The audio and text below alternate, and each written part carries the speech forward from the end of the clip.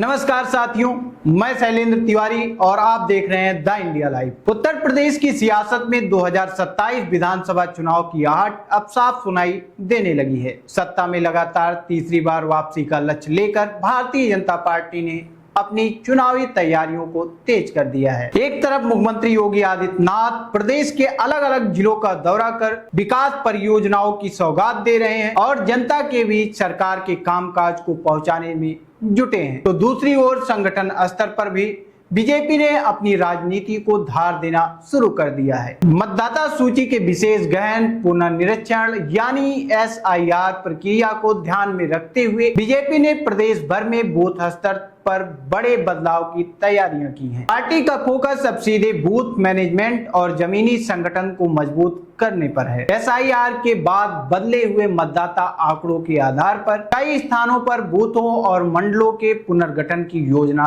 बनाई गई है। जहां मतदाताओं की संख्या बढ़ी है, वहां नए बूथ और नई बूथ कमेटियों का गठन किया जाएगा, जबकि जिन क्षेत्रों में बूथ की संख्या 80 से अधिक होगी, वहां नए मंडलों का गठन किया जाएगा। बीजेपी का मानना है कि चुनावी जीत का सबसे मजबूत आधार बूथ स्तर का संगठन होता है। इसी रणनीति के तहत पार्टी अपनी संगठनात्मक संरचना को और अधिक प्रभावी बनाने की तैयारी में है। 2027 विधानसभा चुनाव को ध्यान में रखते हुए बीजेपी ने 8 प्रमुख संगठनात्मक कार्यक्रमों का रोड मैप तैयार किया है। प्रदेश पदाधिकारियों की बैठक में इन कार्यक्रमों को लेकर विस्तृत रणनीति बनाई गई और सभी पदाधिकारियों को जिम्मेदारियां सौंपी गई हैं। इसी क्रम में 19 जुलाई से 22 जुलाई तक प्रदेश की सभी विधानसभा सीटों पर बूथ सम्मेलन आयोजित किए जाएंगे। इन सम्मेलनों के जरिए बूथों को मैपिंग की जाएगी और संगठन की ताकत का आकलन किया जाएगा। इसके साथ ही प्रधानमंत्री नरेंद्र मोदी के मन की बात कार्यक्रम को भी बूथ स्तर तक प्रभावी तरीके से पहुंचाने की रणनीति तैयार की गई है। पार्टी सेक्टर संयोजकों के सम्मेलन की तैयारी भी कर रही है,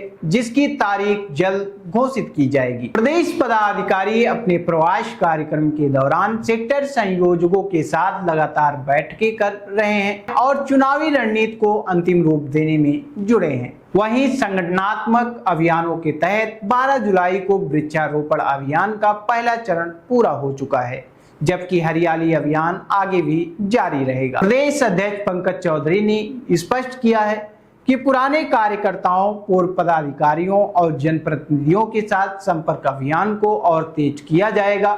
पार्टी का लक्ष्य चुनाव से पहले वरिष्ठ कार्यकर्ताओं के अनुभव और संगठन की ताकत को बूथ स्तर तक पहुंचाना है।